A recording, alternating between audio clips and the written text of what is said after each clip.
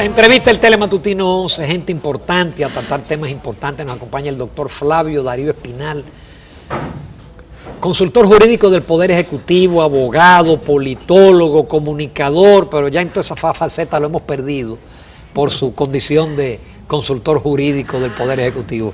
Gracias, Flavio Darío, por aceptar nuestra invitación a participar en el programa. Muy buenos días, siempre es un placer para mí estar con ustedes. Buenos días, Sí. usted que nos hace el honor con su presencia. Sí. Y nos adelantamos al 16 de agosto, porque yo sé que hay un tema mediático cercano al 16 de agosto de pasado de balance de todos los funcionarios. En el caso de Flavio Darío Espinal como consultor jurídico, que tiene ya año y pico, ¿no?, en la posición. No, menos un año. Yo Menos entré un el 16 de año. agosto del 2016. O sea que el 16 de agosto cumple un año. Cumple un año. ¿Cuál ha sido la experiencia, Flavio Darío? Ya aquí entre nosotros, sin que el público se entere. Pasar del sector privado de abogado cómodo en su bufete, exitoso. No, venir de, espérate, para atrás, venir de Washington. De Washington, embajador también. Entonces ahora, en una posición de mucho trabajo y de muchas responsabilidades. Bueno, tanto desde el punto de vista personal como profesional, es un enorme privilegio poder trabajar y servir al lado de un presidente. En este caso, el presidente Danilo Medina, quien me honró con esa designación. Es un desafío para mí cada día. En este relativamente corto tiempo, hemos tenido que lidiar con situaciones, con problemas, con desafíos. Corto pero intenso. Que se han presentado. Y bueno, uno, en mi caso, hacer lo mejor que pueda cada día, levantarme a trabajar temprano, ir a trabajar y servir. Y como dije, ha sido un año, para usar tu expresión, un periodo corto pero intenso. Porque te han tocado unas comisiones difíciles. Comisiones, situaciones que se han dado en el país también. Ahora acabamos con lo del Consejo Nacional de la Magistratura, que ha sido una experiencia positivamente valorada por diversos sectores de la sociedad dominicana, la manera como se llevó a cabo y los resultados de la misma. Y en eso pues tuve un involucramiento por pedido del presidente de la República. De modo que me siento muy satisfecho, enormemente satisfecho de lo que he podido hacer, de las contribuciones que he podido hacer y de la oportunidad que se me ha brindado para hacer este servicio profesional. Sí, Flavio Darío, vemos que el presidente de la República tiene una agenda intensa todos los días y que no importa lo que esté pasando y las críticas que reciba, él sigue con su agenda de inauguraciones, se ve sereno y se ve involucrado, empoderado de su cargo, sin que nada lo inmute. Y hay muchas cosas que se están haciendo en diferentes sectores. Sin embargo, a la hora de las críticas se ve el tema, por ejemplo, de la institucionalidad. Cómo se dice, se argumenta y se demuestra de que es muy frágil en la República Dominicana. Y que por eso, quizás, muchas de las cosas buenas que tiene este gobierno no se destacan, eso la empaña, las ensucia. Ese tema, ¿cómo se va a trabajar? Mira, en lo que tiene que ver con el programa de inauguraciones, que prácticamente todos los días, en el área educativa, en el área de salud, en el sector agropecuario, en diferentes ámbitos. El presidente le ha dicho a sus funcionarios, a sus colaboradores, aún en los momentos, vamos a decir, más álgidos del tema de Odebrecht, de la opinión pública, siempre ha dicho que él no quiere desenfocarse de su agenda gubernamental. Y le ha pedido a todos que, aun cuando hay que darle respuesta a esos problemas que surgen en la sociedad y en la opinión pública, mantenerse enfocado, sacar la energía, el tiempo para sacar adelante la obra de gobierno.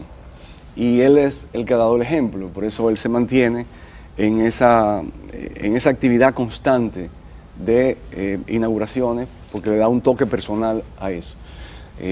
Una escuela en una comunidad rural apartada, o un policlínico, o un politécnico de artes en algún barrio marginal de algún poblado, de alguna población, su presencia pues le da ese toque personal de alguien que está respaldando, el presidente de la República, respaldando esas actividades o esas obras. De modo que yo creo que ese ha sido el principio rector. Atender esas situaciones que se dan en la vida política y sobre todo en este año que hemos tenido gravitando el problema de Odebrecht, él siempre dijo, hay que mantenerse enfocado. En otros países la situación ha sido distinta, los presidentes han quedado fuera de foco, descarrilados de sus agendas de gobierno, y ese no ha sido el caso aquí. En lo que tiene que ver con la institucionalidad, compartimos todo el criterio de que no hay dudas de que tenemos un camino por recorrer en materia de consolidación institucional, pero tampoco es tierra desolada. O sea, se ha avanzado y no vamos a amanecer un día todos felices y contentos y decir, ya llegamos al punto donde teníamos que llegar. Es un esfuerzo cotidiano y, perdón, pienso que la experiencia con el Consejo Nacional de la Magistratura ilustra la importancia que él le otorga, el presidente le otorga a la parte institucional. O sea, se hizo un nuevo reglamento, se sometió a consulta, se enriqueció el reglamento, se hizo una programación, la programación se ejecutó como un reloj suizo, o sea, a la perfección la programación que se hizo. Ahí están los resultados, valorados positivamente, como dije hace un momento, por diversos sectores sociales, incluyendo a sectores importantes de la oposición política, de modo que esa es una contribución al proceso de consolidación institucional. No será todo de un día, ni de buenas a primeras, pero sí es haciendo esa contribución cotidiana, el granito de arena que va llenando el mundo. Hablando del Consejo de la Magistratura, qué bueno que tú lo trataste, Flavio Darío. En principio la oposición cuestionó tu asistencia. ¿En qué calidad fue? Pero es verdad que hay sectores de oposición que han elogiado, pero los dos representantes del PRM cuestionaron la elección y dijeron que los seleccionados estaban vinculados al Partido de la Liberación Dominicana. Hay dos preguntas. Tu participación. Bueno, en cuanto a la objeción que ellos hicieron a que yo fuera vocero, personalmente nunca la entendí.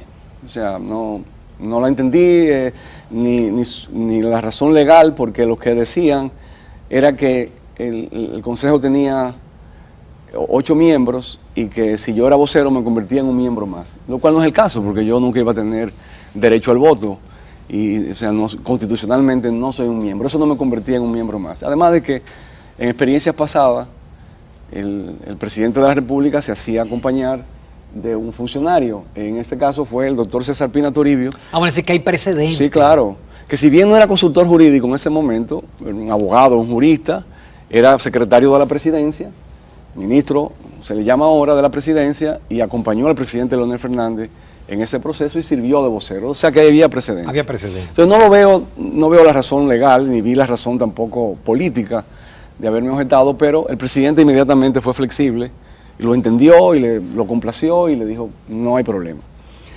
Ahora, luego con el resultado, la verdad es que a mí me parece que carece de razón alguna, de fundamento alguno, la decisión de los delegados del PRM no asistir a la rueda de prensa, no presentarse a la juramentación. Cualquier persona objetiva que vea los resultados sabe perfectamente que el argumento que ellos dan no es válido, que los jueces elegidos son cuadros del PLD. Nada más hay que ir a buscar a cada uno de ellos, a ver si es verdad que son cuadros del PLD.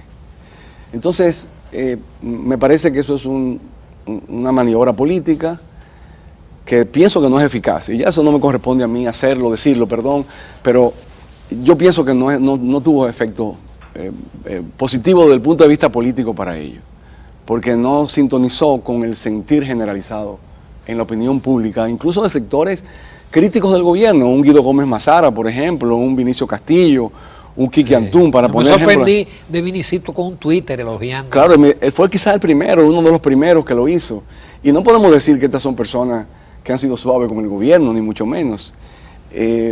Hubo una demanda de la oposición que era que los anteriores titulares del Tribunal Superior Electoral no se quedaran, y el presidente de la República entendió desde el primer momento que independientemente de los méritos y el trabajo realizado por estas personas, profesionales destacados, que se consagraron ahí durante el tiempo que tuvieron, hicieron su trabajo, sin embargo él entendió que en una democracia los árbitros tienen que contar con la confianza de los diferentes actores, no solamente de un solo lado. Y lo entendió muy bien y sintonizó con ese planteamiento, con esa demanda, y la misma se acogió. Entonces el siguiente paso era escoger los nuevos miembros y ahí están los resultados. O sea, nadie puede decir que eso es una estructura que es controlada por el Partido de la Liberación Dominicana. Ahí hay profesionales destacados en sus diferentes áreas. El Tribunal Superior Electoral está presidido por el decano de Derecho y de Ciencia Política de la Universidad Católica de Santo Domingo. Hay un ex coordinador general de Participación Ciudadana y otros que no tienen ningún tipo de vinculación política con el Partido de la Liberación Dominicana o con el gobierno directamente. De modo que, en resumen, yo pienso que carece de razón, de fundamento, y estuvo fuera de lugar completamente en la postura adoptada por el PRM cuando se dieron los resultados, y no creo que eso tuviera sintonía ni tuviera acogida en los sectores sensatos de la sociedad dominicana. Con tu permiso, Flavio Darío, vamos a una breve pausa porque nos quedan muchos temas y mucho tiempo para tratar esos temas con el consultor jurídico del Poder Ejecutivo.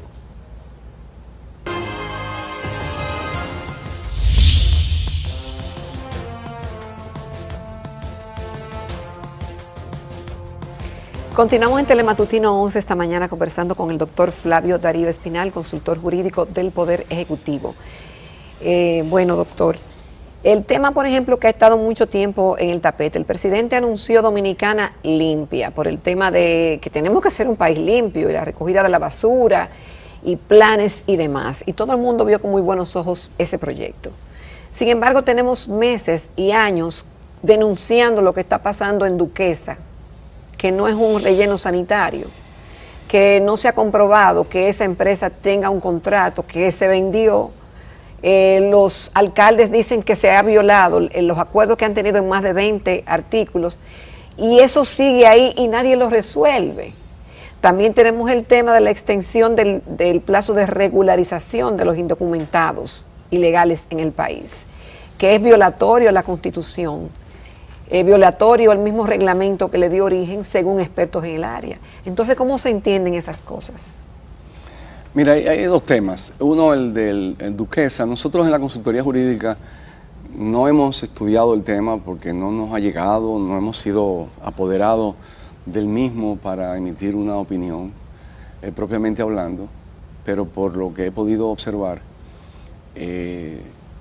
las declaraciones dadas por el propio director del Consejo Estatal del Azúcar, por algunos de los alcaldes que utilizan, sus alcaldías utilizan el vertedero, pero sobre todo el tema planteado por el director del SEA es que hay un problema de origen en la transferencia de la propiedad del SEA a los actuales propietarios del inmueble donde está el vertedero. Entonces, evidentemente que eso plantea una serie de interrogantes sobre si efectivamente esa transferencia de la propiedad se hizo de manera, sin cumplimiento de las normas legales o en violación de normas legales. De eso ser así, entonces eso tiene una serie de efectos, porque si se llegara a anular esa transferencia, entonces el SEAT tomaría esa propiedad, eso tiene que ser pronunciado por un tribunal. Entonces me quedo ahí en la respuesta porque de lo que tiene que ver con nosotros no hemos rendido ningún tipo de análisis e informe sobre el particular.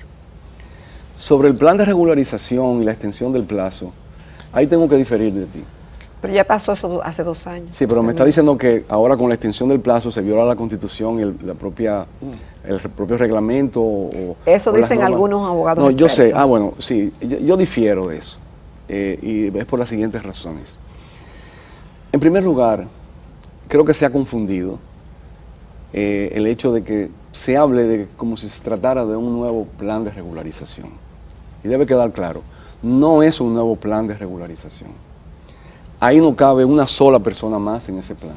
Pero justamente es el mismo plan que se ha extendido. Pero que la crítica que se hace es como si se tratara de un nuevo plan y que en cuyo caso... No, es que caducó ese plan y lo quieren seguir. Eso es lo que se dice, porque dicen que no van a inscribir más, pero que los que están inscritos se les da un plazo para que lleven los documentos, pero que ya eso pasó. Bien. El primer argumento era que iba a ser un nuevo plan y que eso tiene que hacerlo el Congreso, porque la ley de migración solo creaba un plan. Esa es una discusión que se puede tener en otro momento, pero ahora esa discusión no cabe porque no se está haciendo un nuevo plan. Punto B, asumiendo que ese sea el argumento, de que al extenderse el plazo se está de alguna manera creando un nuevo plan porque el que existió ya se venció. Eso es un juego de palabras.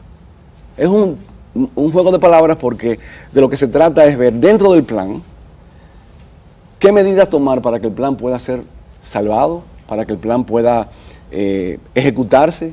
Y ahí hay varios criterios que se intervienen. Primero, el gran principio de eficacia que tiene la Constitución. Este es un plan que se llevó a cabo, se inscribieron una serie de personas, unos ni siquiera se completaron ningún documento, esos quedaron o deberían quedar fuera de acuerdo con lo que se ha decidido.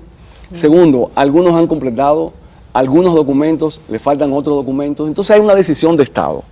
El Estado dice, bueno, ¿qué hacemos? Dejamos que esto, digamos, se diluya, que el plan no sea exitoso, o tomamos alguna medida para dar una nueva oportunidad a esas personas que puedan completar su documentación.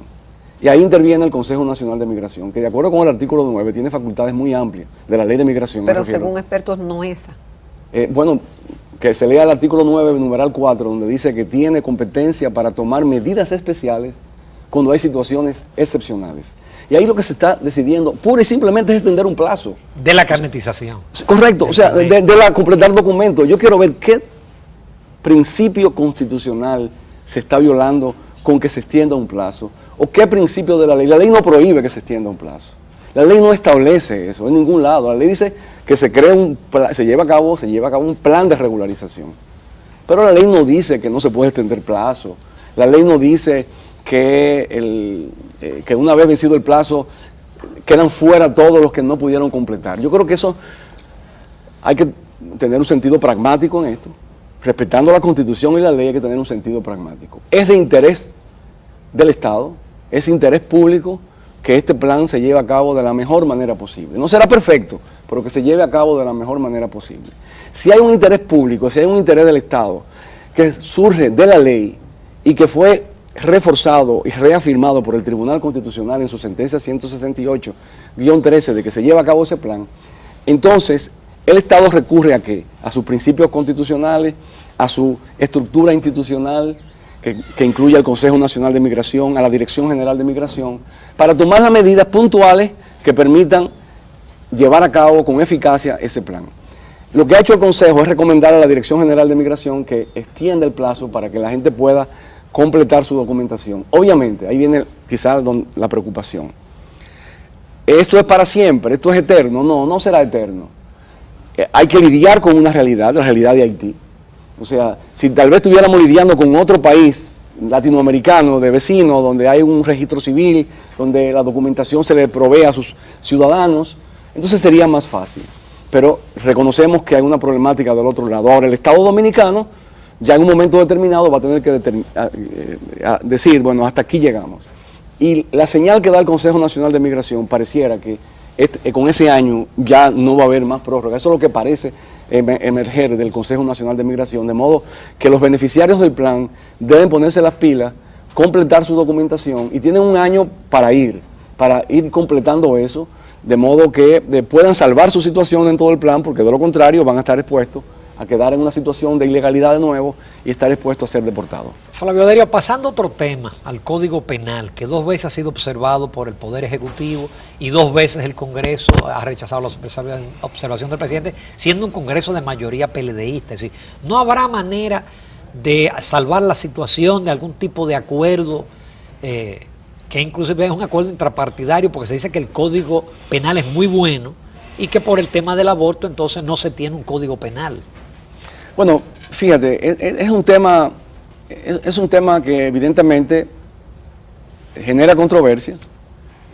No ha habido, por lo que parece, no ha habido una línea oficial del PLD respecto a cómo votar en bloque, sino que cada legislador, por tratarse el tema de qué se trata, ha tenido libertad para expresar su punto de vista y votar. Y eso ha quedado reflejado en las decisiones, en las votaciones que han tenido lugar en las 2 cámaras legislativas. Tenemos que partir del hecho de que el presidente de la República, yo considero en una actitud responsable, obedeciendo a sus criterios, de visión de políticas públicas, de su comprensión del asunto, de la materia, pues observó la ley, dio argumentos, hizo una propuesta de redacción. Esta observación no fue acogida en el Senado y en la Cámara de Diputados no se acogió la posición del Senado, de modo que no hay una ley, cae el Código Penal. Le corresponderá a los legisladores de ambas cámaras, el liderazgo de ambas cámaras, pues sentarse y ver la realidad y retomar ese asunto. O sea, pero el Poder Ejecutivo parece que no va a intervenir. No, porque ese es el Poder Ejecutivo, el Código surge del Congreso, un largo proceso de consulta con expertos, surge del Congreso y de modo que no es la iniciativa legislativa del Poder Ejecutivo o del presidente Danilo Medina, y entonces el presidente obviamente apoya las nuevas disposiciones del Código Penal en la creación de una variedad de categorías de crímenes y delitos que no estaban contemplados, que ayudan al combate a la criminalidad, a las sanciones ejemplares, etcétera. Pero evidentemente que ya él fijó una posición. Él no es el único actor en el sistema de toma de decisiones en materia legislativa, pero es un actor importante y clave en un régimen presidencial, y él ha fijado posición con respecto a este tema y por tanto es algo a tomar en cuenta en las cámaras legislativas. Luego del 16 de agosto yo me imagino que las cámaras se enfocarán en eso y buscarán la manera de sacar adelante el código. Flavio Darío, el país se dio una ley de lavado moderna, acorde con los principios del Grupo de Acción Financiera Internacional. Sin embargo, parece que hay temor en el empresariado. Ya el presidente de la Asociación de Industria dijo que temía que se desatara una cacería de brujas. Yo sé que hay en el sector financiero hay también ciertas expectativas, incluso va a haber una reunión la semana próxima en el Banco Central con todos los banqueros. Es decir, ¿cuál es tu opinión con relación a ese caso? Mira, a esa ley que pasó por tus manos. Sí. Esa ley, como tú señalas, es una ley que recoge los avances, la actualización en materia de lavado de activos y combates al terrorismo a nivel internacional. Nuestra ley, ya 14 años después, 15 años después, necesitaba ser actualizada porque esta es una materia, un área que se transforma mucho. Yo creo que hay que generar confianza, que esa es una legislación buena, que eso no es una legislación que está llamada a hacer cacería de brujas, ni a entorpecer los negocios, entorpecer el sector financiero, sino que son normas idóneas para combatir el lavado de activos en sus diferentes manifestaciones. Es una ley fuerte porque han incorporado como delitos preexistentes, como fuente de lavado de activos, nuevos delitos que evidentemente pues refuerzan esa capacidad. Yo creo que del Estado para combatir ese tipo de criminalidad, el mensaje debe ser darle tiempo a la ley, darle tiempo a las instituciones. Me parece una excelente idea de que los banqueros se reúnan en el Banco Central y conversen de manera franca, de modo que se fomente la confianza, que hagan sugerencias en cuanto a la aplicación de las normas y que el país se muestre ante el mundo como un Estado comprometido con el combate al lavado de activos, al terrorismo, a toda forma de criminalidad internacional, para decirlo en un sentido amplio, y que no somos paraíso para el lavado de activos, ni mucho menos, y que estamos comprometidos los diferentes sectores, el público y el privado, a prevenir y combatir ese tipo de infracción penal. Sí, y finalmente, Flavio Darío, ¿se siente el gobierno y el entorno que le acompaña presionado por los reclamos de la Marcha Verde? Tranquilo, como te dije, el presidente está enfocado en sacar adelante su agenda gubernamental, le pide a sus funcionarios que hagan lo mejor posible cada día de trabajo. Son demandas que surgen y hay que escucharlas. Eso sí, hay que escucharlas porque hay una demanda legítima, que es la demanda por el combate a la corrupción, el combate a la impunidad. En lo que no necesariamente estamos de acuerdo con el enfoque que le dan los dirigentes, que ya se comienza a perfilarse un vanguardismo. Cuando uno ve que en el comunicado que se planteó se habla de un aguacero ciudadano que se llevará el lodo y de donde saldrá la justicia y la verdad, y es un enfoque que pareciera que quieren como que el sistema político entero pues se vaya de los partidos políticos. Yo creo en las reformas dentro del contexto de la estabilidad política y la estabilidad económica. Reforzar la institucionalidad, las reformas en el campo de la ley de partidos, la ley electoral, las reformas en la justicia, el fortalecimiento institucional, pero dentro del contexto de la estabilidad. Ahora, la demanda por combatir la corrupción y la impunidad, esa es una demanda legítima que tiene que ser escuchado y sobre lo cual hay que dar respuesta. Flavio Darío Espinal, solo nos resta agradecerte tu participación y el enfoque siempre correcto de todos los puntos que tratamos contigo. Siempre es un placer estar por aquí con ustedes. Y Gracias. recuerde que esta entrevista la puede ver en unos minutos, va a estar en el canal de YouTube Telematutino 11RN y también va a estar en la página web del periódico hoy.com.do. Nos vamos a la recta final, una entrevista con la diseñadora Isabel Reynoso.